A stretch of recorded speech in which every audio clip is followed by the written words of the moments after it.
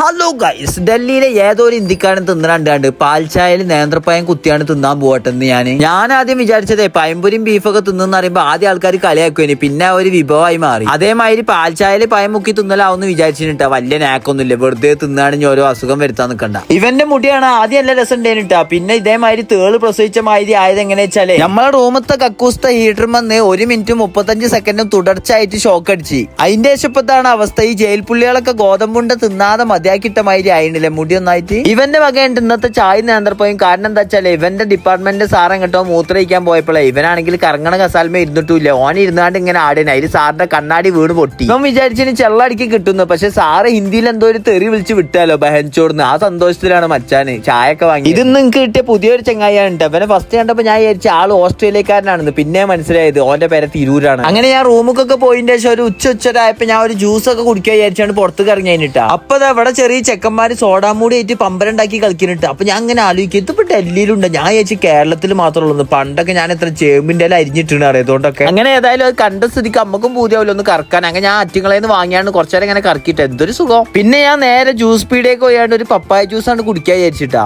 അപ്പോഴാണ് ഞാൻ ഈ കാഴ്ച കാണുന്നത് കേട്ടോ. ഇനി ചോടിന്റെ ഉള്ളിൽ എന്തെങ്കിലും പോയാൽ, അല്ലെങ്കിൽ നീ ചെവി അവിടുന്ന് മാറ്റിയിട്ട് കയ്യിന്റെ ഈ ഭാഗത്തേക്ക് എങ്ങോട്ടെയും വെക്കാനാണ്. അങ്ങനെ എന്തെങ്കിലും ആണ്. എന്തോ ഉണ്ട് കാര്യമായിട്ട് എന്തോ ചെയ്യാ സീരിയസ് ആയിട്ട്. എന്നാലും ഓല എന്താവൂല ചെയ്യുണ്ടാവുക.